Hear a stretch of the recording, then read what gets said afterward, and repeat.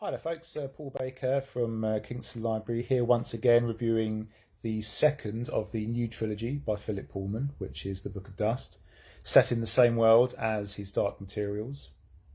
And the first volume, which was La Belle Sauvage, was a prequel, which was the story of how the infant baby Lyra Belacqua, as she was then, was saved from the deadly agents of the Magisterium, the authoritarian kind of religious power that's always seeking to extend its influence and reach in this sort of steampunk version of reality that we find ourselves in.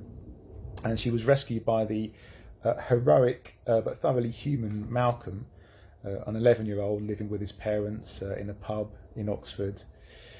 And now in the Secret Commonwealth, we now pick up 20 years later.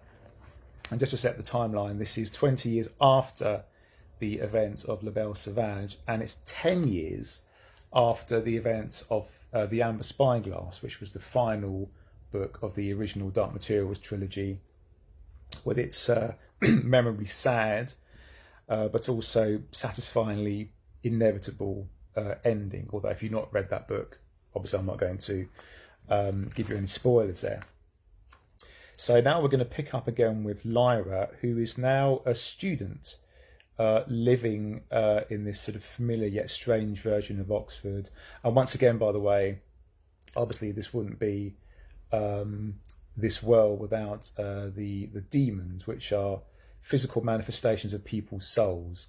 They're manifested as animals, and when you're a child in this world, your demon can take any form it wishes, but as you settle into adulthood, so your demon settles down into a single form, and people and their demons kind of talk to each other, and it's sort of a kind of physical version of the internal dialogue, I think, that all of us have going on between our mind, our intellect, and our emotions, our spirit.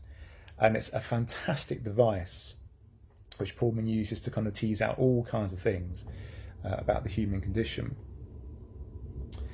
And there's a real sense, and this was the case with La Belle Sauvage, but particularly with this kind of second volume, that this trilogy is kind of aimed at people who grew up reading his Dark Materials but are no longer children. The adult Lyra is very conscious of what she lost in those sort of previous books, and there's a definite sense of the damage that she's kind of carried with her from those childhood experiences. And she's lost that ability to spin a tale, to lie when she's asked an awkward question by a stranger. As a child, she would immediately talk her way out of it. 20 years later, she's got nothing. And she kind of thinks that she kind of lacks inventiveness, energy, and chutzpah. And Pantalaimon, her demon, angrily says that he thinks she's lost her imagination. And at this point in the story, Lyra and Pantalaimon are very much at odds. They're not speaking. They've really fallen out with each other, such that in a desperate bid to try and help her find what she's lost, Pantalaimon actually abandons her and goes on this quest to find the man that he believes is responsible for her current state, who is an author called Gottfried Brander, with whom Lyra, who's now become the sort of intellectual, is kind of enamoured.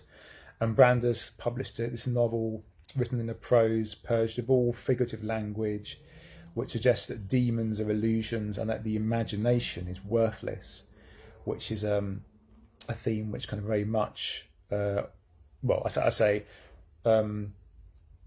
it runs through the book, but it's really kind of speaking out against that sort of kind of position. Now, Lyra's own journey, kind of Pantalaimon is off trying to find her imagination, essentially, and that's a fantastic journey to follow. There's several separate strands going on here. Lyra's own journey kind of really gets going when Pantalaimon witnesses a clumsy sort of murder gone wrong. And the murder that Lyra discovers is a botanist, and mystical botanical lore figures quite heavily in this new book. And she finds out that he's recently returned from a research trip to Central Asia, And we discover later on in the book that all kinds of forces, not least the Magisterium, are up to some very shady things going on there. And because of that, as she gets into this, she once again comes under their radar, and puts her in grave danger. So she has to flee, partly to save her skin, but also to go and try and find the missing Pantaleimon, who she's realised too late was kind of right about everything that he was saying, and she wants to go and find Pantaleimon and sort of make amends with him. And all the while she's pursued across Europe by the Magisterium, and also the son of Gerard Bonneville, who readers of La Belle Sauvage will remember tried to kidnap Lyra as a baby. Well, now we meet his son, who in his own way is kind of equally not a psychopathic, but definitely up to no good. Definitely has designs on Lyra which are very kind of dark designs. And she's aided by Malcolm, who also returns from La Belle Sauvage. In this book, he's become an academic at Oxford, a rather eccentric one. Also, Alice returns as well. She's now sort of the chief housekeeper at Jordan's College.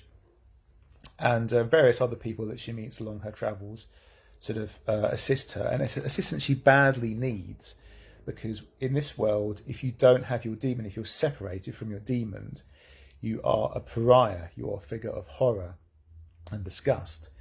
And this makes Lyra very, very kind of vulnerable. And then Malcolm himself, this is kind of the third strand, also sets off on an adventure which mires him in a plot with more of a spy kind of thriller flavour. And in both his and Lyra's journey, there are distressing resonances with things all too apparent in our own world to do with fanatical terrorism. And it really touches on the current refugee crisis as well. And then in the back of all this, there's a magisterium kind of spreading its tendrils. And what's really interesting about this is Lyra's quest to find Pan is also a quest to reconnect with what Pullman calls the Secret Commonwealth, which is representative of the world beyond rationality. It's the world of imagination. It's the world of the things which intellectual rigour can so easily miss, but which can also inform our sort of mental well-being. And Lyra kind of realises that this is what she's left behind in her childhood, and from our point of view in the original trilogy. And that's really the beating heart of the book. Pullman has still got no time for intolerant theism that he had no time for in the original series, but he's equally scornful now in this new trilogy of intolerant rationality and scepticism and that kind of nihilism which kind of deadens the soul. And as these kind of separate plots unfold, there are plenty of the thrills that you'll recognise from his Dark Materials. We still get those characters that we really fall in love with and really sort of identify with. But even more so with this book, it's important to say that we're quite a long way from that work. This is not suitable for younger readers. There are scenes of graphic violence in this book. There's an attempted gang rape at one point. So once again, this is a book that you'll find in the teen or adult sections. I would say that young children, definitely not. Older children, that's up to you as a parent. I would read the book yourself first, and then you can make a value judgment on that.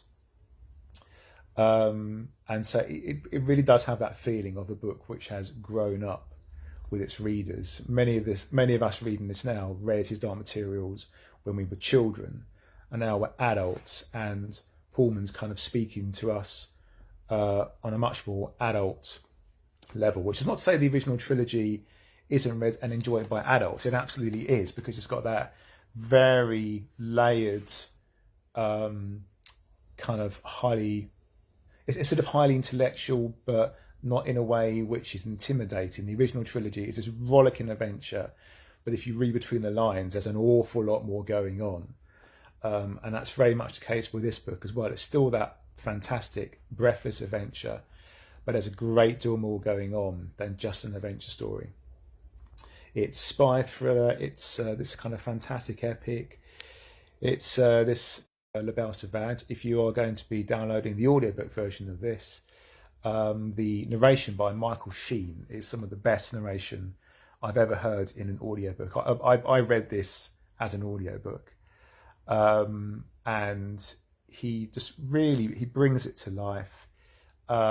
He seems to have this endless array of voices and accents that he can just call on like that, and you're sort of immediately in that character. Even though they might only have a couple of lines in the book, you'll still invest that very brief appearance with its own life and its own kind of resonance. And I promise you that when you get to the end, you will be just punching the air with desire to get to the third part of the trilogy.